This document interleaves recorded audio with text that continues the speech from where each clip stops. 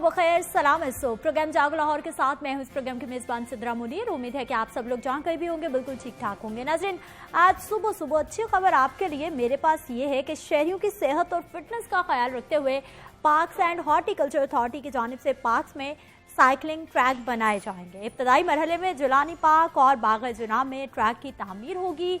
6 सितंबर यानी कि यौम दिफा के मौका पर जिलानी पार्क में साइकिलिंग ट्रैक का संगे बुनियाद रखा जाएगा और बाकायदा तामीर का आगाज हो जाएगा, जबकि दूसरा पार्क बाग-ए-जनाब में 10 सितंबर को ट्रैक पर काम का आगाज होने जा रहा है। नाज़रीन, आगे बढ़ते हैं। कुछ आपके मसाइल की बात करें तो लाहौर के मरकजी कारोबारी और अहम तरीन इलाके की शाहराहें शदीद टूट फूट का शिकार हो चुकी है। बारिशों का मौसम अलग से सितम ढा रहा है। Abbott road, McLeod road, circular road और शाहराह कायदे आज़म समेत मुतादिद सड़कों पर से गुजरने वाले अजाब में मुब्तला हो चुके हैं। हुकाम ने पैच वर्क शुरू करने का इशारा तो दिया है, अब देखते हैं काम का आगाज कब तक होता है। डिटेल सोहेल कैसे रिपोर्ट में बता रहे हैं।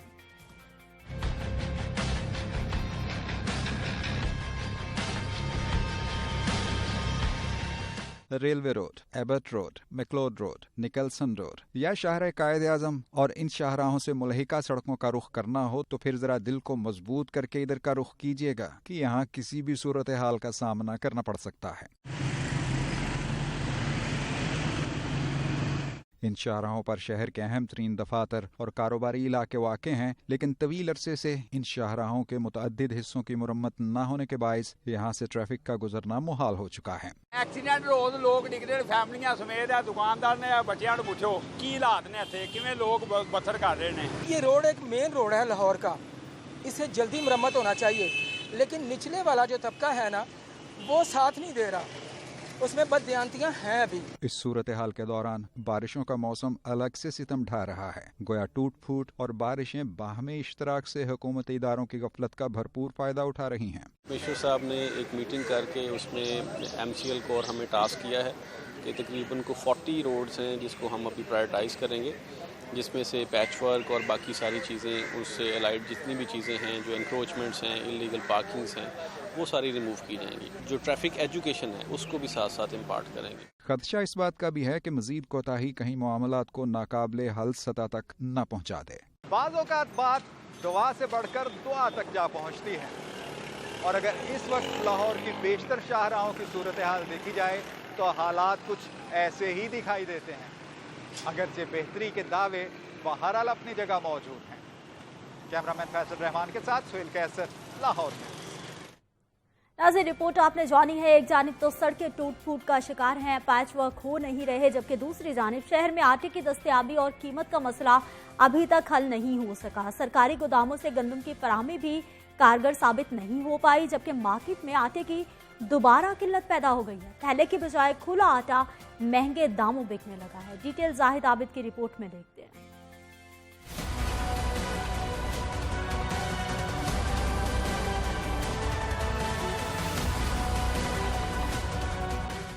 आटे की दस्तयाबी और कीमत का मामला जूं का तूं, हुकूमती इकदामात से भी मसला हल न हो सका। साल 2020 के आगाज से ही आटे की फराहमी और कीमत का मसला खड़ा है। हुकूमत ने फ्लोर मिल्स को 1475 रुपए मन सस्ती गंदम देने की पॉलिसी बनाई। आटे के 20 किलो थैले की कीमत 860 रुपए मुकर्रर की गई, ताहम आटे बहरान पर ताहाल काबू न पाया जा सका।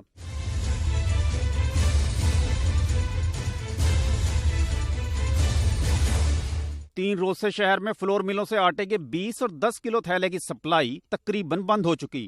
मार्केट की अक्सर दुकानों से आटे के थैले गायब। 80 किलो खुली बोरी से फाइन आटा 70 रुपए किलो में फरोख्त होने लगा। चक्की पर भी आटे की कीमत 72 रुपए किलो तक जा पहुंची।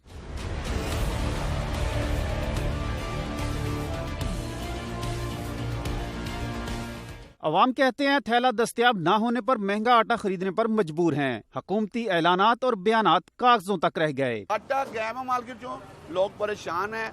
मैं खुद आटा आज चक्की तो लेंगे हैं 5 किलो, समझो कि 500 का नोट गया है। नहीं आटा है, नहीं मिल नहीं रहा आटा, शाड़ी आटा महंगा दे रहे हैं।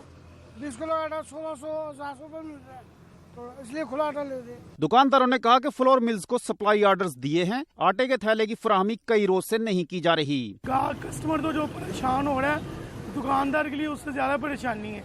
वो इधर उधर घूमता रहता, 1 माह हो गया आटा बिल्कुल नहीं वो दे रहे। जिनके पास है वो कह रहे हैं 860 का भेजो, 860 का वो देते हैं, 10 रुपये मजदूरी लेते हैं और आगे कहते हैं जितने का मर्जी बेचो। आटे की सूरत हाल इंतहाई ख़राब है जी। मिलों वाले जो उनसे हैं ये आटा नहीं दे रहे और बड़ी मुश्किल हो रही है। मैं ब्रेक पे जाऊंगी, लेकिन जब हम वापस आएंगे तो बात करेंगे पीटीआई गवर्नमेंट की 2 साल कारकर्दगी के हवाले से और उसके साथ साथ ब्यूरोक्रेसी में अखाड़ पछाड़ के हवाले से। यहाँ वक्त है एक शॉर्ट ब्रेक।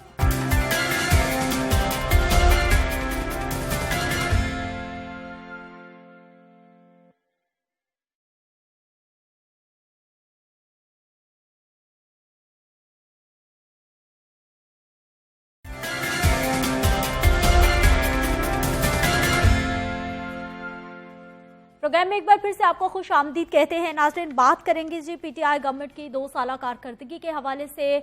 मुसलसल हम देख रहे हैं कि डिलीवर करने के लिए, मामलात को बेहतर करने के लिए, गवर्नेंस के निज़ाम को बेहतर करने के लिए, रिफॉर्म्स लाने के लिए इदारों में अखाड़ पछाड़ की जाती है, ब्यूरोक्रेसी को तब्दील कर दिया जाता है। जबकि सरदार उस्मान बुज़दार कहते हैं कि पंजाब जितना बड़ा सूबा है, लोगों को तवक्कुआत भी उतनी ही ज़्यादा होती हैं। अक्टूबर में orange line metro train track पर आ जाएगी, ये भी उनकी जानिब से कहा गया है। रिपोर्ट देखते हैं।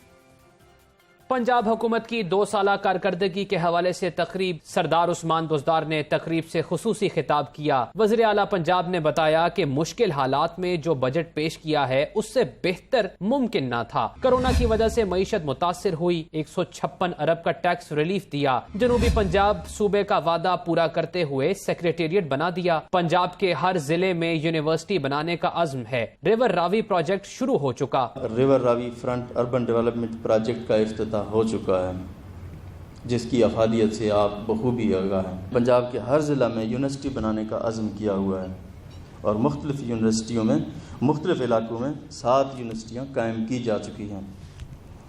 हम इंफ्रास्ट्रक्चर भी बेहतर बनाएंगे, लेकिन हमारी भरपूर तवज्जो ह्यूमन डेवलपमेंट पर मरकूज है। सरदार उस्मान बुज़दार ने कहा कि गंदम की 41 lakh metric ton record procurement की गई। शुगर मिल्स के लिए नया एक्ट ला रहे हैं। 50 लाख जुर्माना किया जा सकता है। 3.5 करोड़ लोगों को सेहत कार्ड से फायदा होगा। लाहौर में गंगाराम और सर्विसेज अस्पताल को अपग्रेड किया जा रहा है। ऑरेंज लाइन मेट्रो ट्रेन अक्टूबर में ट्रैक पर आ जाएगी। डॉक्टर्स के अलाउंस में भी इजाफा किया जाएगा। हमने इस कलील अरसे के अंदर 13 इकनॉमिक जोन बनाई है, जिसमें 6 की नोटिफिकेशन फेडरल गवर्नमेंट ने इशू कर दिया है और इंशाल्लाह 7 की भी बहुत जल्द हो रही है। वज़ीर आला ने कहा कि पंजाब असेंबली में रिकॉर्ड कानून साजी की। 2 सालों में हमने 58 बिल्स और 25 ऑर्डिनेंस मंजूर करवाए। नौजवानों को जल्द 20 अरब रुपए के कर्जे जारी किए जाएंगे। नया पाकिस्तान मंजिलें आसान के तहत 2200 किलोमीटर सड़कों की तामीर हो चुकी। मॉडल थानों का कयाम भी अमल में लाया जा चुका, जिसको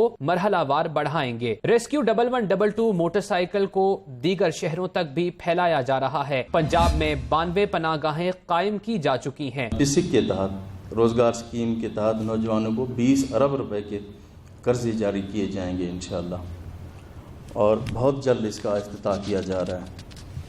इसके अलावा नौजवानों को माशी तौर पर खुद मुख्तियार बनाने के लिए हनूरमंद नौजवान प्रोग्राम में जिस टैबटा 1 लाख तलबा को सालाना ट्रेनिंग दे रहा है। उस्मान बुज़दार ने मजीद कहा कि पंजाब में 4500 CTI की भर्ती मुकम्मल हो चुकी। 22 इजला में इंसाफ आफ्टरनून स्कूल्स को शुरू किया गया। क्लीन एंड ग्रीन मंसूबा कामयाबी से जारी है। नाज़रीन, उस्मान बुज़दार साहब के अज़ाइम आपने जाने हैं, उनकी जानिब से कह दिया गया है जी पंजाब बड़ा सूबा है और कोशिश की जा रही है कि काम को बेहतर किया जाए। लेकिन ज़रा नज़र डाल लेते हैं कि 2 साल में पीटीआई गवर्नमेंट ने क्या खोया, क्या पाया, खासतौर पर लाहौर की और पंजाब की मैं बात करूंगी। हमारे साथ मौजूद हैं जी नज़ीर चौहान साहब हैं, रुकने पंजाब असम्बली हैं, पार्लिमानी सेक्रेटरी हैं। सर, आपको प्रोग्राम में खुश आमदीद कहते हैं। नज़ीर साहब, फरमाइएगा सर कि 2 साल में जिन अज़ाइम के साथ पीटीआई गवर्नमेंट इक़्तिदार में आई थी, किस हद तक वो पूरे हो सके?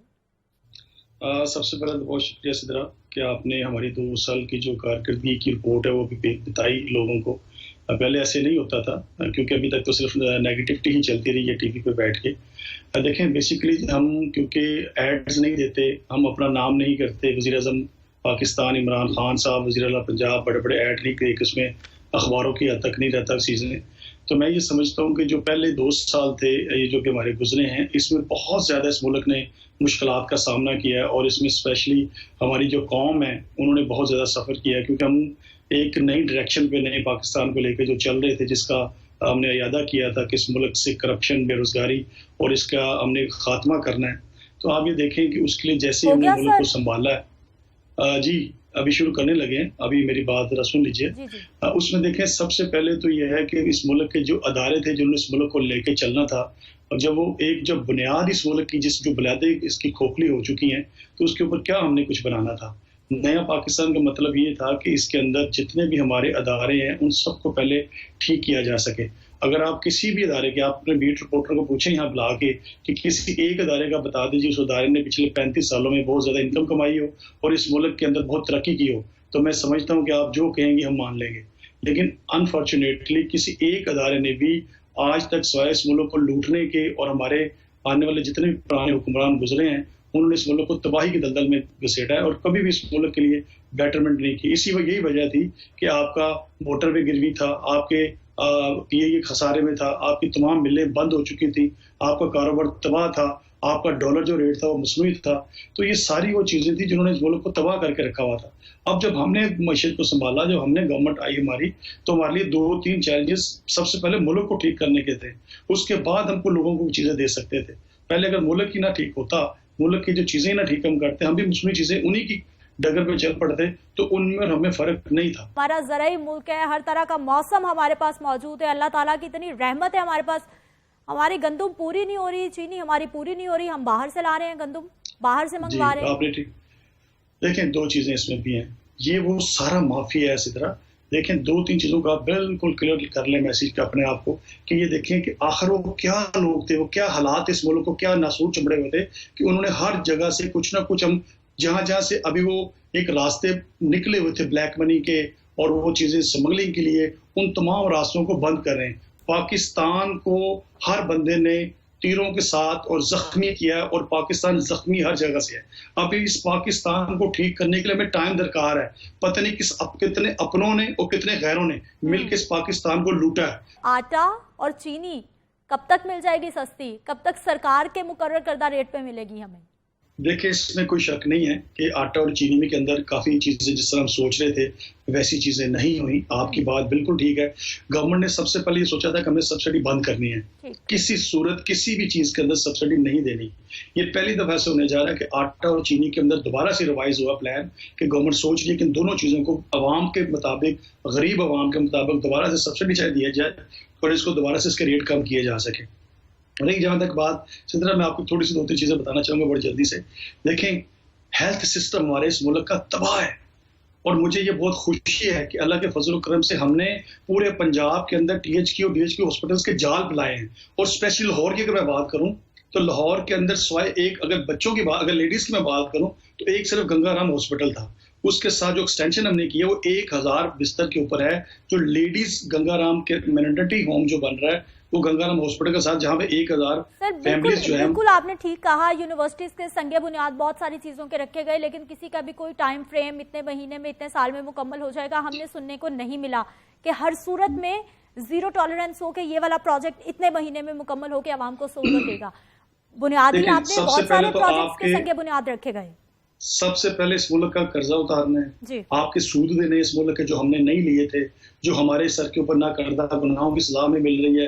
पिछली गवर्नमेंट इस मुल्क को डुबो के जा चुकी है। अरबों रुपया आपने देना है या हमने देना है। वो अरबों रुपया कर्ज जो सूद की मद में जा रहा है उसको रोकने की कोशिश कर रहे हैं।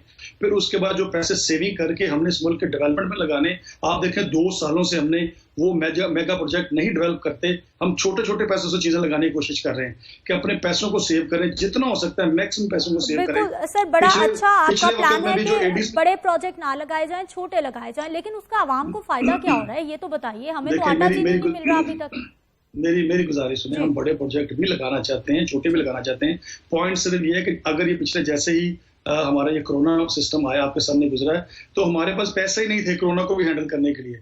हमारे जो ADPs के फंड थे, हमने फौरन वो रोके कि सबसे पहले इंसानों को तो बचा लें, उसके बाद सड़कें भी बना लेंगे, तो हम होंगे तो सारा कुछ होगा। तो सबसे पहले हमने अपनी प्रायोरिटीज को देखना है कि जितना पैसा हमारे पास रेवेन्यू आता है हमने वो कहाँ लगा देना है। हमने जो पीछे कॉन्ट्रैक्ट दिए हुए थे उसको रोक के स्टॉप कर दिया गया कि सबसे पहले इंसानों को सेव करें।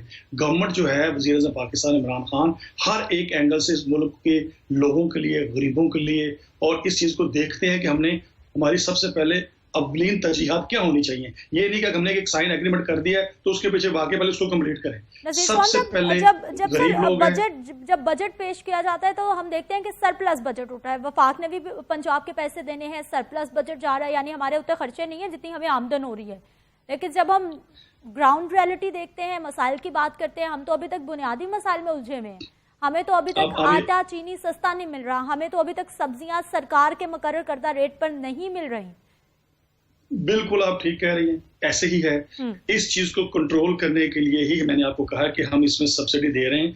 और ये जहां जहां पे लूपहोल थे, ये जो माफिया बैठा पुराना, जिसने चीनी स्टॉक करनी होती है, जिसने आटा स्टॉक करना होता है, और जिसने इस मुल्क से अफगानिस्तान, इंडिया और पता नहीं कहाँ का ईरान बेचना होता है, कहाँ से आटा निकलता है, इस सब को गंदम को सेव करने के लिए अपने मुल्क के अंदर सबसे पहले हमने स्ट्रॉन्ग करना अपने मुल्क को। यही चीज आपको मैं बताना चाह रहा हूँ कि एक चीज को पकड़ते हैं तो उसके अंदर एक अजीब हाल है, उसको ठीक करने की तरफ चलते हैं तो आप यकीन करके जाने कि पूरा दलदल आएगा। उस सिस्टम अभी ये इस मुल्क के इदारों में कभी सिस्टम बनाया ही नहीं गया। ये मुल्क ऐसा है कि जिसका जो दिल चाहे वो करे, कोई कानून नाम की चीज इस मुल्क में कभी थी ही नहीं। ये पहली दफा होने जा रहा है कि इसकी लेजिस्लेशन पैदा हो रही है, कानून साजी हम कर रहे हैं। उस कानून साजी के अंदर तमाम वो अदारे जो सब क्या हुआ सर अभी होने जा रहा है, मैं बता रहा हूँ जी, मैं बता रहा हूँ, मैं वही बता रहा हूँ। अच्छा काम हो, आटा चीनी के अलावा आटा चीनी के अलावा अल्हम्दुलिल्लाह इस मुल्क के अंदर हमने सार्फिन प्रोग्राम एक शुरू किया है। उसके बाद मसावात प्रोग्राम हम लेके आए हैं। उसके बाद अल्लाह के फजल करम से अपना खराज शोहदा का प्रोग्राम हमने शुरू किया है। उसके बाद अल्हम्दुलिल्लाह हमने पनाहगाहें शुरू की हैं, आपके सामने ये बेघर अफराद के लिए। और अल्लाह का शुक्र, इकोनॉमिक्स एंड सोशल अपने जोन हमने बनाए हैं। और अल्लाह के फजल करम वुमेन डेवलपमेंट के ऊपर हम फंड पैसा लगा रहे हैं। अपना जो यूथ हमारी है उसको हम इजी कर्जों में सूद से पाक छोटे लोन देने लगे हैं। खवातीन की बात की आपने सर, विमेन डेवलपमेंट में क्या हो रहा है? विमेन डेवलपमेंट के उनके प्रोग्राम्स को लेके आ रहे हैं, जिसके अंदर खवातीन जो है वो अपने बिजनेस कर सकेंगी। उनको इजी सूद से फ्री जो है कर्जे दिए जाएंगे। चैम्बर ऑफ कॉमर्स से मिलकर उन हमारी खवातीन को कहा जाएगा कि आप जो भी कोई बिजनेस करना चाहें तो वो कर सकती है, गवर्नमेंट उनको हेल्प करेगी। ये वो तमाम चीजें हैं जिसमें गवर्नमेंट ने इनिशिएटिव लेकर प्रूव करके काम शुरू हुआ हुआ है। 19 सूबे जो अजला है हमारे, उसमें 32 मॉडल बाजार हमने कायम किए हैं, जहाँ पे गरीबों के लिए फ्री हमने चीजें देने की कोई अपना जो इतवार बाजार जो आप कहते हैं इसको लगाना शुरू किया हुआ है। फिर उसके बाद टेक्निकल एजुकेशन, आजकल टेक्निकल जी बिल्कुल, मैंने आपको कहा कि ये सारी चीजें कोरोना की वजह से कुछ चीजें दाएं बाएं हुई थी। आपने पूछा क्या क्या किया है, तो वो मैं चीजें बता रहा हूँ कि हमने जितना काम इन 2 सालों में किए हैं, अगर तो महंगाई कितनी कंट्रोल हुई नजीर चौहान साहब? बेसिक कंसर्न अवाम का, क्योंकि ये तमाम सहूलियात हम तक महंगाई के अंदर देखें, महंगाई कंट्रोल करना उस वक्त मुश्किल था हमारे लिए जब डॉलर की आपकी प्राइस बढ़ गई थी। हमने बार बार आपको कहा कि $1 मसनूई रुका हुआ था, तो उसमें महंगाई में कोई शक नहीं, महंगाई हुई है। ये कभी भी हमने किसी प्रोग्राम, मैंने नहीं कभी कमरों से बैठ के कहा कि महंगाई नहीं हुई। उसकी वजह ये कि हमारे ये लोग हैं, ये जितनी हमारी माएँ बहनें बेटियां हल्के में हमारे लोग हम इन्हीं में रहते हैं। मकसद सिर्फ ये कहने का इसको अब मजीद कैसे कंट्रोल किया जाए, ताकि ऐसी कुछ चीजें गलत ना हम करके करें कि कल आने वाले हमारी नस्लें उसको भुगतें। कम से कम रियल लाइफ को बताएं कि ये हकीकत है और ये गलत है, झूठ पे झूठ मबनी चीजें ना बने। अब देखें 2 चीजें, अभी आपने बात फिर वही की कि इस वक्त हमें सबसे जरूरी जो चीज है वो अपने गरीबों तक इजी एक्सेस पहुंचाने की है। जो हमारे इस माशरे के अंदर इससे हुए लोग हैं जिनके पास जॉब नहीं है, और हमारा हेल्थ सिस्टम बेहतर होना अल्लाह का शुक्र शुरू हुआ है। और सबसे जरूरी ये जो महंगाई के आटा चीनी और इससे रिलेटेड जो रोजमर्रा की जिंदगी की चीजें हैं, गवर्नमेंट इस पर बहुत फोकस कर रही है कि बहुत जल्द आवाम को इसका भी आपको इंशाल्लाह ताला खुशखबरी मिलेगी। आप देखें ना, कभी टमाटर 300 का हो जाता था, ये कौन लोग बढ़ाते थे? कभी 50 का हो जाता था। नहीं, अभी भी ऐसा ही है। नहीं, ऐसे अब नहीं है, ऐसा ही है सर, अभी भी ऐसा चले जाए 300 किलो कम का नहीं है। मैं उसकी बात कह रहा हूं। सीजन है ना, इसलिए टमाटर आजकल सस्ता है। जब सीजन आउट होगा तो यकीनी तौर पर फिर यही होगा। अभी आटा चीनी की आप बात कर लीजिए, मार्केट में अभी भी महंगा है। अगर सस्ता होता है तो मिलता नहीं है, महंगा होता है पूरी मार्केट में मौजूद है। देखिए, आटा चीनी ये बेसिक नेसेसिटी ऑफ लाइफ है, ये तो किसी सूरत में महंगी नहीं होनी चाहिए।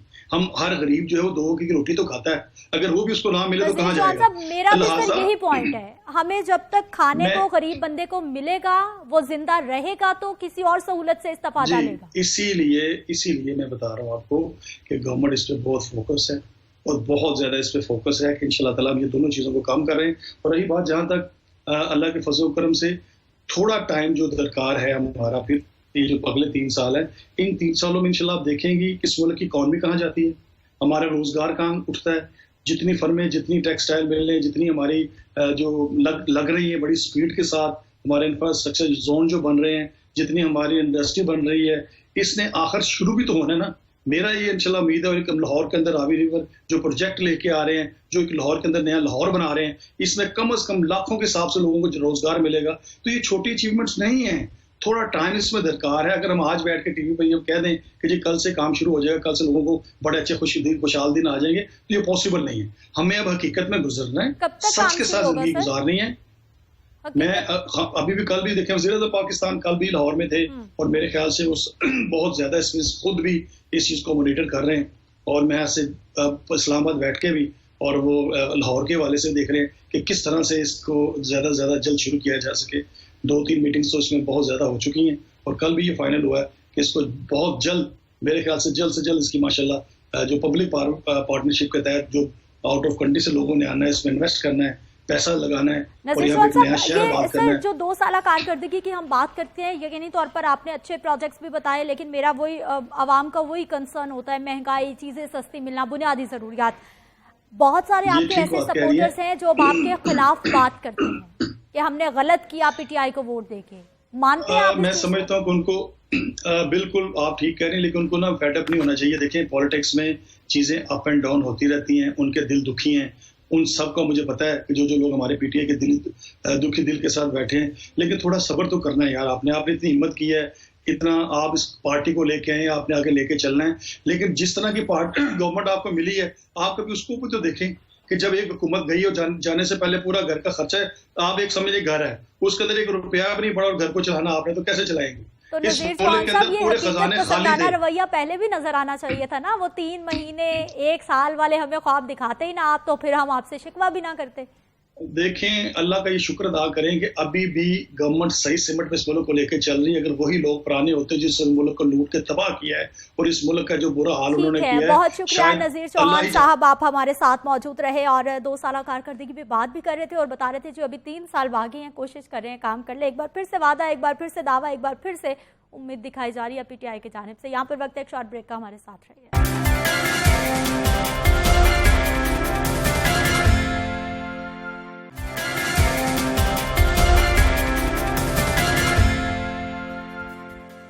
प्रोग्राम में एक बार फिर से आपको खुश आमदीद कहते हैं। नाज़रीन, बात करेंगे कुछ तालीम के मैदान की। यकीनी तौर पर जब से कोविड का आगाज़ हुआ है, हमने देखा है कि बच्चों ने तो क्या परेशान होना है, लेकिन पेरेंट्स परेशान होकर रह गए हैं, स्कूल इंतज़ामिया परेशान है, महकमा तालीम परेशान है कि बच्चों का जो तालीम का हर्ज हो रहा है उसको किस तरह से मुकम्मल किया जाएगा, किस तरह से उसको टैकल किया जाएगा कि बच्चों का साल भी ज़ाया ना हो और बड़ा स्मार्टली ऐसा सिलेबस बनाया जाए जहाँ से बच्चों की सलाहियतों को जांचा भी जा सके और किसी को उस पर कोई एतराज़ भी ना हो। तो इन्हीं पॉइंट्स को मद्देनज़र रखते हुए पंजाब गवर्नमेंट की जानिब से अब बाकायदा तौर पर सिलेबस को शॉर्ट करके अनाउंस कर दिया गया है कि कौन कौन से इम्तिहानात होंगे, किस किस तरह होंगे, कौन कौन सी चीज़ें पढ़नी है, कौन सी ऐसी गैर ज़रूरी चीज़ें तो नहीं कहा जा सकता, लेकिन ऐसी चीज़ें जिन्हें थोड़ा साइड पे किया जा सकता है। इसी हवाले से बात करनी है जी, हमारे साथ मौजूद है राय मंजूर साहब हैं, साबिक MD टेक्स्ट बुक बोर्ड है। सर, आपको प्रोग्राम में खुश आमदीद कहते हैं। नुमाइंदा लाहौर न्यूज़ सज्जाद कासमी हमारे साथ मौजूद होंगे। सज्जाद साहब, आपको भी प्रोग्राम में खुश आमदीद कहते हैं। राय मंजूर साहब, ये तमाम जो प्लान बनाया गया था ये आप ही बना के गए और फिर आप साबिक हो गए, तो हमें इस प्लान के हवाले से बताइए कि क्या क्या चीज़ें मद्देनजर रखते हुए इसको बनाया गया। बिल्कुल, बहुत शुक्रिया। आपको पता है कि ये कोविड-19 की जो सिचुएशन है ये पूरी दुनिया के लिए एक नई सी बात थी और इसका फिर कोई पता नहीं था कि ये कब तक चलनी है। अब कोई देखिए, बर्फानी इलाके ऐसे हैं जहाँ पे बहुत बर्फ पड़ती है, 4-4 महीने भी स्कूल बंद रहते हैं, लेकिन वो हर साल उसी तरह से एक पैटर्न आ रहा है। अब ये बिल्कुल एक अफरा तफरी की सूरत हाल थी कि क्या पता अल्लाह ताला फजल करे ये हफ्ते बाद ख़त्म हो जाए और हो सकता है ये 2 साल चलता रहे। और उसमें ज़ाहिर पढ़ाई भी ज़रूरी है, लेकिन बच्चों की ज़िंदगी उससे ज़्यादा ज़रूरी है। ये फिर एजुकेशन डिपार्टमेंट में ये फैसला हुआ कि हम एक अंदाज़ा करके कि अगर हमें 100 दिन आखिरी मिल जाते हैं, 100 दिन का मतलब है 100 वर्किंग डेज, वो तकरीबन 120 दिन, अगर 4 महीने का सेशन बने तो 100 दिन तकरीबन उसमें वर्किंग आ जाती है। वैसे हमारा वर्किंग पीरियड कितना होता है हमारे तालीमी इदारों में? 216 दिन 365 दिन में, और वो 216 दिन भी जब मूड आता है फिर छुट्टी छठी हो जाती है, कभी बारिश कभी कुछ कर लेते हैं। हाँ, लेकिन 7 महीने कह लें कि मोटा मोटा पढ़ाई होती है और 5 महीने तकरीबन हमारी छुट्टियां होती हैं। अब ये 4 महीने का फिर हमने किया कि अगर 100 वर्किंग डेज मिलते हैं तो 100, ये जो सिलेबस बनता है ना, जिसको हम कुरिकुलम कहते हैं, ये बड़ा टेक्निकल काम है। बिल्कुल ऐसा ही। देखिए ना, हमने तो सिर्फ किताब पढ़ी है ना कि उसमें एक चीज लिखी हुई है, हमने याद कर ली, इम्तिहान दे दिया, टीचर ने उसको लिखे हुए को पढ़ के पढ़ा दिया। ये बनाना जो है ना, इट्स सेल्फ, देखिए बिल्डिंग ब्लॉक्स है ना, जैसे सीढ़ियां चढ़ के आप ऊपर जाते हैं कि पहली क्लास में फॉर एग्जांपल ज़कात का आपने लिखना है, तो वो क्या पहली में लिखेंगे या तीसरी से शुरू करेंगे? अच्छा, तीसरी में शुरू करेंगे तो आप कितना डालेंगे? अब शुरू में तो आप यही लिखेंगे ना कि ज़कात एक टैक्स है, अल्लाह ताला की तरफ से नाफिज किया गया है, अमीर मुसलमानों से लेके गरीबों में तकसीम होता है। फिर आप ऊपर की क्लास में कौन से मसाइल देंगे कि फर्ज कुरान में इतनी दफा है, फिर आप देंगे तमलीग के क्या मसाइल हैं, फिर है किस चीज पे फर्ज है, निसाब कितना है, ये सारे बिल्कुल बिल्डिंग ब्लॉक्स हैं। अच्छा, अब ये हमारी टीम बड़ी टेक्निकल टीम हमारे पास, मजे की बात यह है गवर्नमेंट के पास सारे वसाइल मौजूद हैं, सिर्फ काम करने और ना करने का फर्क है। बाकी ये नहीं कि गवर्नमेंट, ये सारे बंदे हमारे पास नियत की बात कर रहे हैं, नियत की बात कर रहे हैं। अच्छा, उसमें ये था कि मुझे ये समझ आ गई कि ये बिल्कुल एक अच्छा इनिशिएटिव है, इसमें हमें काम एहतियातन करके रख लेना चाहिए। और फिर हमने ये कच्ची पहली से लेकर, बल्कि एक मैंने आज सोचा हुआ था कि मैंने कहा काज़मी साहब भी हैं, आप भी, और मैं इस चैनल के तवज्जुह से गवर्नमेंट से एक अपील करना चाहता हूँ, बीइंग सरकारी मुलाजिम, कि ये कच्ची पहली का लफ्ज़ खत्म करके कम से कम को गरीब आदमी को नर्सरी या मोंटेसरी हो गया तो अमारत गुरबत में कोई फर्क नहीं पड़ेगा, लेकिन हम उसको अभी तक कच्ची पहली से निकालना ही नहीं चाहते। अच्छा, उसमें यह है कि अब प्राइमरी मिसाल के तौर पे है तो हर क्लास का अलग अलग है। जो कच्ची है इस वक्त, जिसको हम चाहते हैं कि नर्सरी हो जाए, उसमें 100% पढ़ाया जाएगा, कोई उसमें नहीं, इसलिए कि पहली है ना, बुनियाद है, कायदा, यानी आप छोड़ ही नहीं सकते। इस तरह 1 में 77% है, हर क्लास का फर्क है। प्राइमरी अगर हम सारे की बात करते हैं तो वो 70% उसकी औसत आती है। इस तरह मिडल का है, इस तरह हाई का है। ठीक है काज़मी साहब, तलबा और तालिबात का, पेरेंट्स का, टीचर्स का, इस हवाले से क्या कहना है? जी, अभी तो चूंकि कल ही हमने खबर ब्रेक की, अभी तक मीडिया में ये खबर नहीं आई। सबसे पहले लाहौर न्यूज़ ने ये खबर ब्रेक की है कि शॉर्ट निसाब जो है वो जारी कर दिया गया है। तो इस हवाले से हमारे पास फोल्डर भी आ चुका है 42 पेजेस पे, उस पर मुख्तसर चैप्टर और उस पर पेज नंबर दर्ज किए गए हैं। मसला ये है कि इस पे एतराज़ात हैं, पंजाब टीचर यूनियन को है और दीगर एजुकेशन माहरीन जो हैं, वो उनका एतराज़ ये है कि बच्चे की जो तरबियत हो रही है उसके अंदर ये एक बहुत बड़ी रुकावट है निसाब को शॉर्ट करना। क्योंकि जब भी कोई निसाब 9वीं जमात का अगर आप निसाब पढ़ते हैं तो वो 10वीं जमात से आगे जाके मुताबिकत रखता है। तो अगर आप ये निसाब मुकम्मल तौर पे नहीं पढ़ते तो 9वीं जमात को 10वीं में प्रॉब्लम पेश आएंगी और 10वीं जमात को आगे फर्स्ट ईयर और FSC के अंदर बहुत सारी प्रॉब्लम पेश आएंगी। लिहाजा पंजाब टीचर यूनियन ने यह दावा किया है कि हम ये निसाब इन 6 महीनों के अंदर ख़त्म कर सकते हैं। तो लिहाजा ये जुल्म बच्चों पे ना किया जाए, यानी निसाब खत्म ना किया जाए। हाँ। दूसरी बड़ी बात ये इसमें है कि पाकिस्तान स्टडी जो जिस पे पाबंदी आयद की गई थी, ऑब्जेक्शन था, अभी तक उसका मसला हल हुआ है या नहीं हुआ, लेकिन वो निसाब का हिस्सा है तो उस किताब मार्केट में नहीं आई, लेकिन उसमें से निसाब दे दिया गया है। राय साहब, ये भी बताइए, 9वीं जमात की अंग्रेजी की पाकिस्तान स्टडीज है, मुतनाज़ा किताब, जो इसका क्या मामला है? ये मैं अर्ज करता हूँ कि हम जरा ब्रॉडर बात करते हैं। मैं आपको ये बताता हूँ, जो काज़मी साहब बात कर रहे हैं ना, वो बड़ी सही है कि अब ये एक, मैंने कहा ना कि ये एक पहली दफा पाकिस्तान की हिस्ट्री में हो रहा है कि ये साल छोटा होके 12 महीने से 4 महीने पे आ गया। अभी मैंने एक हिसाब किया है कि अगर 15 सितंबर से इदारे हमारे खुलते हैं और ये 12 मार्च तक जाते हैं तो हमारे पास 128 वर्किंग डेज बनते हैं। हमारा प्लान 100 का था। अच्छा, अब इसमें 2 सिचुएशन हैं। एक तो ये है, ये जाहिर सी बात है कि अगर आपने 100 पढ़ाना है और 100 की बजाय आप 70 पढ़ा रहे हैं तो 30 का फर्क तो पड़ेगा। लेकिन हमारे माहिरीन ये कहते हैं, अब मैंने कहा ये बहुत ही टेक्निकल है कि जी इसके बगैर गुजारा हो सकता है। जैसे आपने कहा ना, समटाइम सालन नहीं तो आप अचार से भी चले, रोटी खा के पेट तो भर सकते हैं, कि ना होने से ये बेहतर है। एक तजवीज़ उसमें यह भी हो सकती है, जैसे कि काज़मी साहब ने बताया कि उसमें टीचर्स कहते हैं जी कि हम पूरा पढ़ा सकते हैं। अच्छा, मेरी समझ में आज तक जो एक बात नहीं आई, उसमें मैंने बहुत रिसर्च की है, वो ये है कि ये किस बंदे ने फैसला किया था तारीख में पहली दफा कि 1 साल में 1 जमात पढ़ाई जाएगी। यानी ये कहाँ पे फैसला हुआ? अब 365 दिन होंगे और 1 जमात होगी और ये मज़ामीन होगा, ये वाला सेटअप होगा। एग्जैक्टली। अब देखिए, आप में से भी लोगों ने टॉप किया होगा, मैंने भी अल्हम्दुलिल्लाह को 4 दफा गोल्ड मेडल लिया है। आप किसी गोल्ड मेडलिस्ट से बात करें, वो कहेगा जी मैंने आखिरी 2-2.5 महीने पढ़ता हूँ। इसका मतलब है वो कोर्स ही 2-2.5 महीने का है बेसिकली। एक बच्चे पे हमने एक्सपेरिमेंट किया है, 4थी जमात के बाद आपको पता है O लेवल तक 7 जमातें बनती है, उसको हमने 13 महीनों में कराई है, 7 क्लासेस। और उसने 9 साल की उम्र में O लेवल करके उसका वर्ल्ड रिकॉर्ड बन गया। तो मेरा मकसद ये 55 दिन में एक क्लास भी पढ़ाई है और उसका इम्तिहान भी देखें, कैम्ब्रिज यूनिवर्सिटी बरतानिया ने लिया है, कोई ये नहीं कि हमने सिफारिश यहाँ करा ली है। मेरे कहने का मकसद ये है 6 महीने इस साल के, 12 महीने अगले साल के, 18 महीने, तो वाई नॉट कि हम इसको 9 महीने करके साल ही ब्रेक कर दें।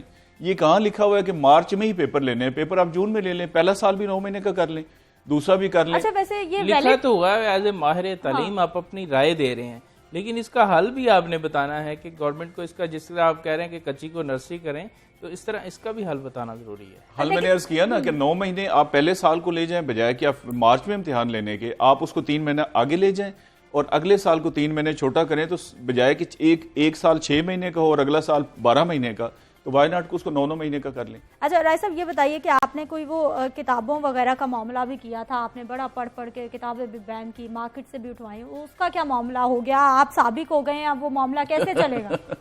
अच्छा, वो काज़मी साहब, एक वो बड़ा अच्छा मामला था, हकीकत भी बता दें आप कि आखिर सब उस पे बाकायदा हमने, सर आपको याद होगा, हमने प्रोग्राम किया इसी जगह बैठ के, वो आपके प्रोग्राम की वजह से ही तो मेरी ट्रांसफर हुई है। अच्छा, मैं मजाक कर रहा था। सूरत हाल देखिए इस तरह से है कि मैं ये समझता हूँ कि आप 6 महीने रहते हैं, आप 6 साल उस पोस्ट पे रहते हैं, असल डिपेंड ये करता है कि आपने उस अरसे में काम कितना किया है। अच्छा, हुसैन काज़मी साहब ने मुझसे बल्कि शिकवा किया, कहते हैं जी आपने ये जिस पे अभी हम प्रोग्राम कर रहे हैं कि ये कंडेंस सिलेबस या ALP हम कहते हैं, एक्सेलरेटेड लर्निंग प्रोग्राम, कहते हैं ये आपने काम किया तो बताया नहीं। मैंने कहा जी मैंने समझा ये रूटीन का काम है, मतलब रोजमर्रा के काम। इस तरह सीरत नबी सल्लल्लाहु अलैहि वसल्लम पे मैंने कमेटी बनाई थी जून में, और उसमें हमने ये किया कि हजूर पाक सल्लम की उम्र मुबारक के लिहाज से 63 असबाक में उसको हमने तकसीम किया, और उसको फिर हमने देखा कि अब देखिए सीरत नबी का भी है कि उर्दू में भी पढ़ाई जा रही है, इंग्लिश में, इस्लामियात में, सोशल स्टडी में। उसमें 23 में, 1 मिनट सिर्फ आपका चाहूँगा, 23 उसमें टॉपिक्स ऐसे थे जो मुकम्मल तौर पे थे लेकिन बार बार रेपिटेशन थी, यानी वो टॉपिक इधर भी है, इधर भी, इधर भी। 16 टॉपिक्स ऐसे थे जो जुजवी थे, जिक्र है लेकिन पूरा नहीं है। 24 टॉपिक्स ऐसे उसमें निकले जो बिल्कुल सीरत के शामिल ही नहीं है, और उन 24 में एक खत्म नबूवत का भी है। अच्छा, ये भी हमने पिछले जुलाई में फाइनल कर लिया था और इस बोर्ड की मीटिंग में होना था। कोई कागज हम चेंज करने जा रहे थे, कोई 100 करोड़ उस पर हमने बचाना था कि 93% हम लगाना चाह रहे थे रिसाइकल, उसको पता है मुनाफली टूट जानी थी, और किताबों का भी जो हो सका, ये 4-5 काम। एक कंट्रोल रूम भी मैंने एस्टेब्लिश किया। आपने तो सर कर दिया ना, आपने तो आगाज कर दिया, हालांकि आपने बताया था कि पूरी ये एक्सपर्ट्स मौजूद है जिनका जिम्मेदारी काम ही ये है कि आपने किताबें सब आप तो ज्यादा अरसा रहे नहीं, लेकिन ये जाली कागज नसाबी किताबों में लगाया जाता है। आपसे जो टेंडर किए जाते हैं उसके मुताबिक कागज भी नहीं लगाया जाता। प्राइवेट सरकारी सतह पे जो मिलें हैं वो 2 नंबर पेपर बना रही हैं। आप मिलों को मजबूर क्यों करते हैं कि वो पब्लिशर को उस मिल से ही पेपर लें?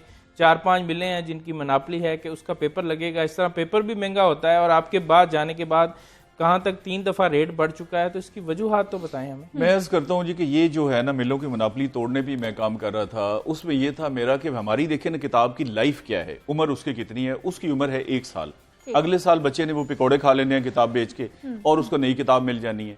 देखिए, लाइब्रेरी बुक आपने छापनी हो ना, तो आप फिर और तरह सोचते हैं कि ये 200 साल, 500 साल, 1000 साल चलनी है, या कुरान पाक। अच्छा, मैंने इस पे काम किया जो काज़मी साहब कह रहे हैं एग्जैक्टली, कि ये 500 करोड़ रुपए जो हम लगाते हैं हर साल फ्री बुक्स पे, क्या ये पैसे बच सकते हैं? अच्छा, मेरा तो ये भी नुक्ता नजर है, और मैं इस पर डिबेट करने को तैयार हूं, अगर कोई मेरे साथ बंदा बैठ के हुकूमती करना चाहे। इसमें जो मैक्सिमम रिलीफ आप दे रहे हैं ना, मैंने एक किताब का किया है, वो ₹2.09 पर डे बनता है, जो सबसे महंगा सेट है। अच्छा। यानी आप किसी खानदान को ₹2.09 गवर्नमेंट रोजाना दे रही है, जो ज्यादा है, इससे कम भी है, 40 पैसे, 50 पैसे। इतना तो मोबाइल का टैक्स कट जाता है। नहीं, ₹2.09 मजाक है, ना होने के बराबर है ना। लेकिन इसकी देखिए कास्ट में क्या गवर्नमेंट को पड़ रही है, 500 करोड़। मेरा ये था कि ये खत्म किया जाए, ये जो है ना किताबें फ्री देने वाला, जहां बच्चा यूनिफॉर्म खरीद लेता है, ट्रांसपोर्ट उसकी अपनी है, जूते उसके अपने हैं, बस्ता उसका अपना है, कापियां उसकी अपनी है, अच्छा खाना उसका अपना है, वहां वो ये 100-200 की किताबें भी ले लेगा। असल ये है कि आप ये 500 करोड़ रुपए लगा के स्कूलों की जो मिसिंग फैसिलिटीज हैं, लड़कियों का स्कूल है, बाथरूम ही कोई नहीं है, अच्छा बच्चे मिट्टी के टाट पे बैठे हुए हैं, वगैरह वगैरह, यानी ये 500 करोड़ अगर ईमानदारी से लगाया जाए, ये 50-100 स्कूल मामला यकीनी तौर पर, ये बहुत सारे मसाइल हैं जो हम लोग देखते रहते हैं, जो कि कुछ तो हैं ग्राउंड पे, लेकिन वहाँ पे भैंसों के बाड़े बन चुके हैं, चल ही नहीं रहे। हमें ये बताइए, वो बड़ा अच्छा आपका पॉइंट था, जो किताबें भी पढ़ रहे थे वो भी बन, वो मामला अभी चल रहा है इदारे की तरफ से, क्योंकि आप रह चुके, आपको मालूम है देखिए मैंने जो जी बिल्कुल जो मैंने बैन जो किताबें आपने बैन कर दी थी वो दोबारा रिलीज हो रही हाँ, है या बैन ही है? ये बताएं, राज की बात। ये तहकीकात आप बताएंगे। मैं इतना बता सकता हूँ कि 23 जुलाई को देखिए मैंने बैन की 100 किताबें। अगर मैं अब तक रह जाता, ये पक्की बात थी कि 100-150 किताब अब तक मजीद बैन हो चुकी, क्योंकि देखिए 500 में से 100 हुई। तो नहीं बनती सर आपको? अब वजह ऑर्डर में तो लिखी कोई नहीं, लेकिन बजायर यही वजह है, मतलब बजायर यही वजह है। देखे ना 3-4 वजूहात हैं, हो सकती हैं इकट्ठी करके। एक ये किताबों का मसला हो सकता है।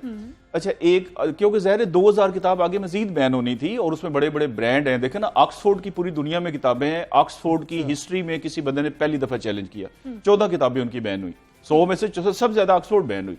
और मैंने उनके सामने रख के कहा, मैंने कहा जी आप इसको साबित करें कि आप सही। उन्होंने कहा नहीं जी आप सही कहते हैं, हम इसकी माजरत करते हैं और सही करते हैं।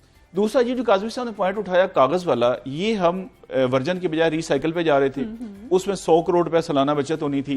ये जो मिल वाले हैं इनका वो टूट जाना था। देखे ना रिसाइकिल में तो शेखुपुरे वाला भी आ जाएगा ना, ये 4 मिलों की मुनाफली खत्म। फिर ये सीरत वाला टॉपिक जो मैंने आपको बताया कि ये खत्म नबूवत को उसमें शामिल होना था। अब ये सारी चीजें मिला के आगे आपका काम है कि आप एनालिसिस करें कि इसकी क्या रीजन हो सकती है।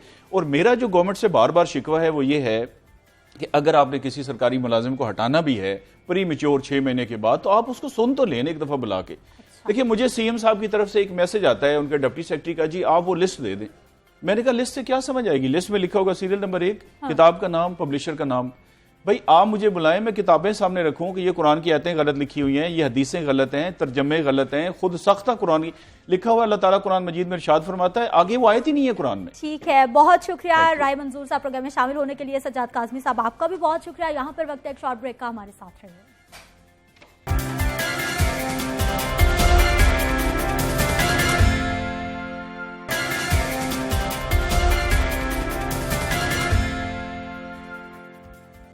प्रोग्राम में एक बार फिर से आपको खुश आमदीद कहते हैं। नाज़रीन, बात करेंगे अवामी मसाइल के हवाले से और ख़ास तौर पर ख़वातीन के मसाइल के हवाले से। तकरीबन पाकिस्तानी आबादी का 50 से 51-52% कहा जा रहा है कि ख़वातीन पर मुश्तमिल है, लेकिन हम लोग देखते हैं कि हर गुजरते दिन के साथ बजाय इसके कि विमेन एम्पावरमेंट पर काम भी हो रहा है, उसके बावजूद हम लोग देखते हैं कि ख़वातीन के जो मसाइल हैं वो कम होने की बजाय बढ़ते जा रहे हैं। ख़वातीन पर चाहे तशद्दुद की बात हो, जबकि मैं आपको एक रिपोर्ट भी आपके सामने रखना चाहूँगी कि पंजाब में ख़वातीन पर तशद्दुद के वाक़यात में गुज़िश्ता बरस की निस्बत 40% इजाफा रिकॉर्ड किया गया है।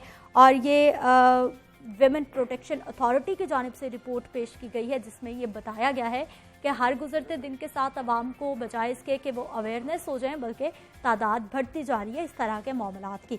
बात करेंगे जी, हमारे साथ मौजूद हैं आयशा अजीज़ साहिबा हैं, माहिर नफ्सियात हैं, और इसके साथ साथ फातिमा चौधरी साहिबा हमारे साथ मौजूद हैं, चेयरपर्सन है पंजाब विमेन प्रोटेक्शन अथॉरिटी की। आप दोनों को प्रोग्राम में खुश आमदीद कहती हैं। फातिमा साहिबा, रिपोर्ट आपके इदारे की जानिब से बहुत ख़तरनाक आई है, 40% इजाफा एक साल के दौरान।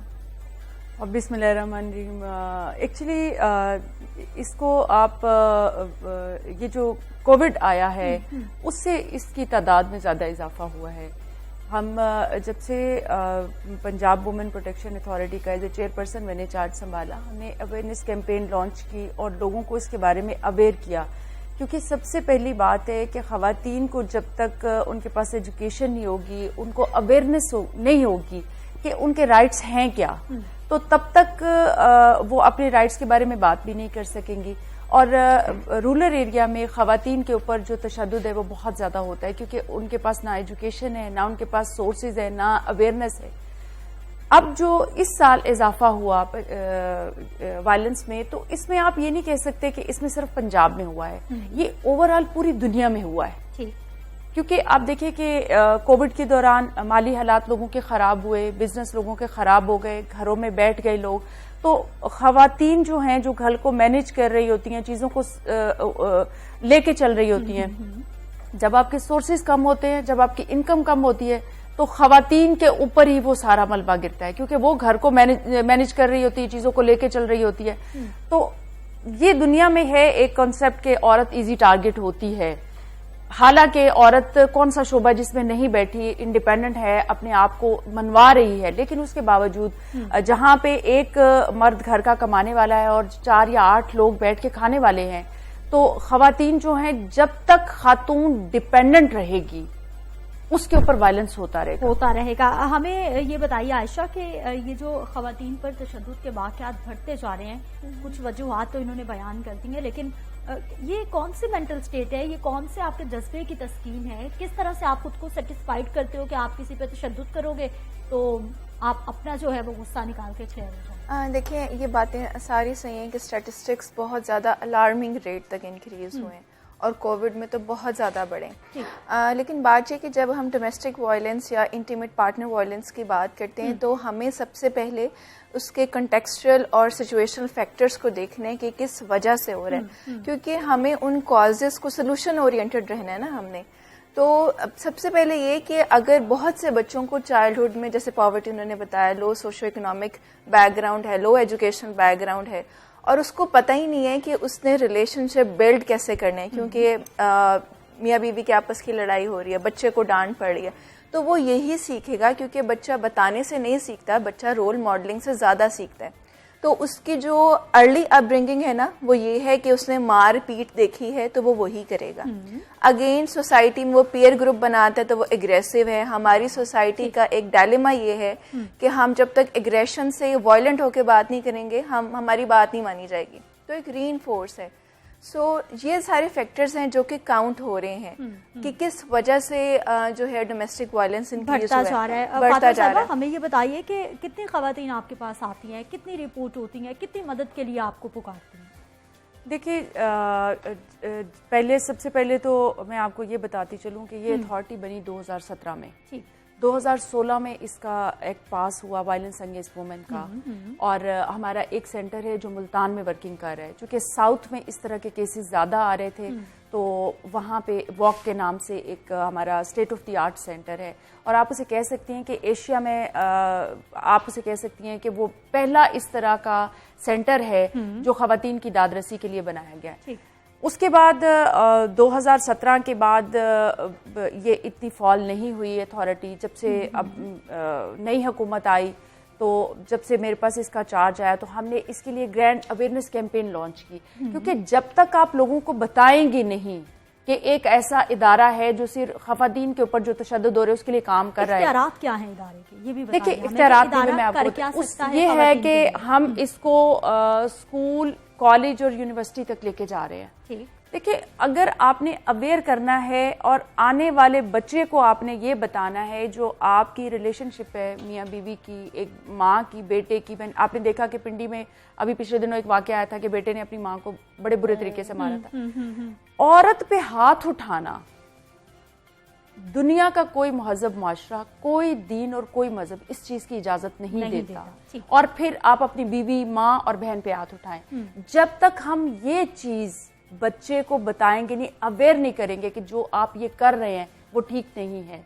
देखिए, हमारे दीन में सबसे ज्यादा, अब देखें कि 1450 साल पहले औरत के इतने ज्यादा हकूक दे दिए, लेकिन उसके बावजूद हम क्यों इतने पीछे हैं? इस वजह से कि हमने प्रॉपर अवेयर नहीं किया अपनी नेशन को, जिसका ये रिजल्ट आ रहा है कि औरत को जो है वो जो खवातीन की एक रिलेशनशिप मियाँ बीवी की चल रही होती है, उसमें ये है कि मार पिटाई और औरत पे सारा गुस्सा निकालना। मर्द ये समझता है कि मेरी बहुत बड़ी मर्दानगी। अवेयरनेस की बहुत कमी है आपके कहने के मुताबिक। को टीच करने की जरूरत है कि औरत आपकी लाइफ पार्टनर है। ये मार पिटाई के लिए आपके साथ ही, जिस तरह आपके हकूक हैं इसी तरह इसके भी है, जिस तरह आपके इमोशंस हैं इस तरह इसके भी हैं। जिस तरह आप 9 से 5 बजे तक काम करके थक के आते हैं, ये भी काम करके थक के आती है।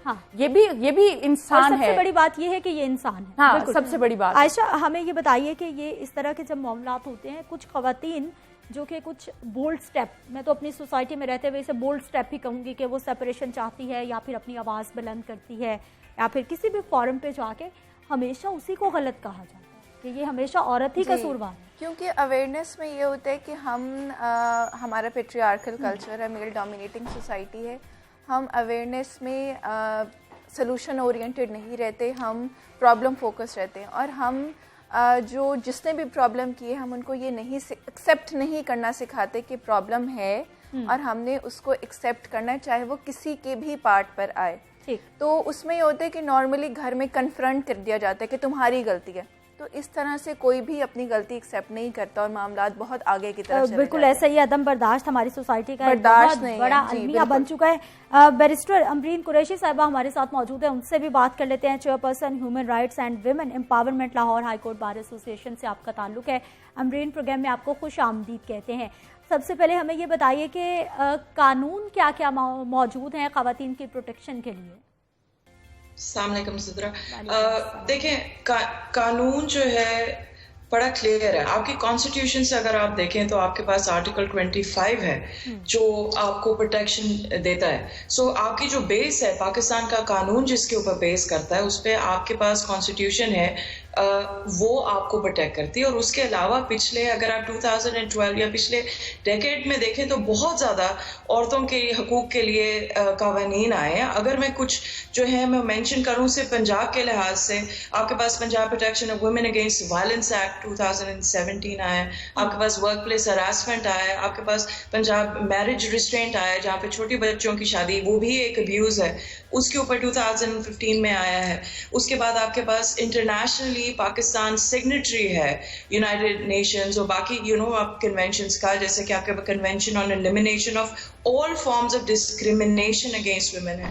पाकिस्तान पीनल कोड में बड़े सेक्शंस आए हैं जहां पे उन्होंने आपको प्रोवाइड कर दिया है औरतों के लिहाज से। स्पेशली आपके पास सेक्शन 509 आया है जहां पे हरासमेंट को डील किया गया, उसको अमेंड करके। सो कानून जो है वो एब्सोल्युटली वहां पे तो हैं। प्रॉब्लम ये है कि रिपोर्टेड जो केसेस हैं वो पहले कभी आ नहीं रहे थे, और इस वक्त भी जो आप जो परसेंटेज बता रहे हो मोस्ट प्रोबेबली इससे ज्यादा हो गए, बिकॉज हम लोग चलते हैं सिर्फ उस पे जो हमें पता, जो औरतें खड़ी होंगी और जो बताएंगी। हम अभी भी बात कर रहे हैं तो इस वक्त भी बड़ी औरतें होंगी जो इस वक्त ये तसल्लुल सह रही होंगी और वो रिपोर्ट नहीं कर रही होंगी क्योंकि उनके पास सपोर्ट नहीं है। बिल्कुल तो आपने ठीक कहा है, ये तो वो केसेस हैं जो कि रिपोर्ट हो रहे हैं। अभी हजारों में केसेस होंगे जिन्होंने कभी आवाज़ ही बुलंद नहीं की होगी। अवेयरनेस कैंपेन्स तमाम इदारों की जानिब से, आपका इदारा भी है, विमेन एम्पावरमेंट भी काम कर रहा है, कितनी होनी चाहिए और कितनी हो रही है? देखिए मैसिव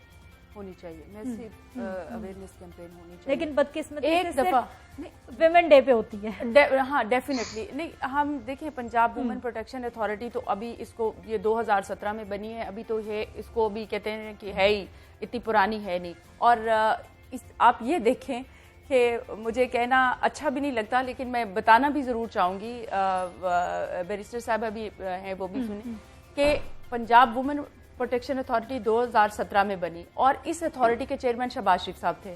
ठीक, अथॉरिटी खवातीन की बनी है और उसके चेयरमैन एक मर्द है। अच्छा। आप मतलब देखें, और उसके बाद वर्किंग भी वैसी हुई, 2 टोटल मीटिंग्स उन्होंने की, उसके बाद इंटरम सेटअप आ गया, उनकी हुकूमत चली गई। उसके बाद जब नई हुकूमत आई तो एक खातून आई। देखिए जब आप कोई भी इदारा एक बनाते खातून के से रिलेटेड बनाए तो वहाँ खातून ही उन मामलात को बेहतर तरीके से समझ सकती है। ठीक, कि उसको कैसे लेके आपने चलना है। अब ये जब हम आए अभी तो हमने अवेयरनेस कैंपेन लॉन्च की, उसके साथ हमने जितनी भी हमारी नेशनल और इंटरनेशनल ऑर्गेनाइजेशन वर्किंग कर रही थी ग्रास रूट लेवल पे, उनको हमने साथ किया और उनके साथ MOU साइन अभी भी कर रहे हैं उनको, ताकि हमारा जो मैसेज है वो ग्रास रूट लेवल तक पहुंचे। खवातीन जो हैं उनको पता चले कि एक ऐसा इदारा उनके लिए बना हुआ है जो उनकी आवाज़ सुन सकता है। तो अब हमने जो हम पे तशद्दुद हो रहा है उसको हमने सहना नहीं है, हमने चुप नहीं रहना, हमने आवाज़ उठानी। बैरिस्टर अमरीन साहिबा, वक्त की थोड़ी किल्लत है लेकिन आपसे भी सेम सवाल का मैं जवाब चाहूंगी कि अवेयरनेस कैंपेन कितनी ज़रूरी है, कितनी हो रही है?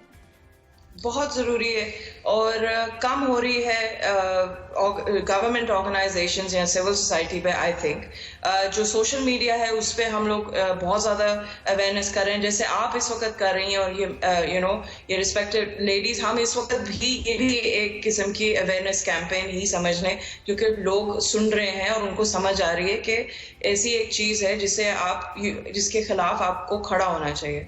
मगर बहुत ज़रूरी है आई थिंक गवर्नमेंट को, मिस फातिमा के लिए कि इमरजेंसी लेवल पे चीफ मिनिस्टर साहब को चाहिए कि इसको देखे, इस डिपार्टमेंट को देखे। इस डिपार्टमेंट से बड़ी लोगों की हेल्प हो सकती है, और अगर ये इस तरीके से, क्योंकि ये अभी शुरू हुआ है जैसे मैडम कह रही हैं, ये एक बहुत ही एक स्ट्रॉन्ग एक प्लेटफॉर्म बन जाएगा औरतों को एम्पावर करने के लिए। और इसमें इमरजेंसी शेल्टर्स की इमीडिएट ज़रूरत है। लाहौर में प्रॉपर एक भी एयर शेल्टर नहीं है। सो आई थिंक ये सारी चीज़ें हमें इकट्ठे बैठ के या एक तरीके से एक ब्रेनस्टॉर्मिंग करनी चाहिए कि हमें क्या चीज़ें ज़रूरत है। बहुत शुक्रिया बैरिस्टर अमरीन कुरैशी साहिबा प्रोग्राम में शामिल होने के लिए। फातिमा साहिबा आपका भी बहुत शुक्रिया। आयशा अजीज़ आपका भी बहुत शुक्रिया इतना अहम मामले पे बात करने के लिए और हमारे प्रोग्राम में शामिल होने के लिए। मुझे आपने इजाज़त देनी है। इंशाल्लाह कल सुबह फिर मुलाकात होगी। अपना ख्याल रखिएगा। अल्लाह निगहबान।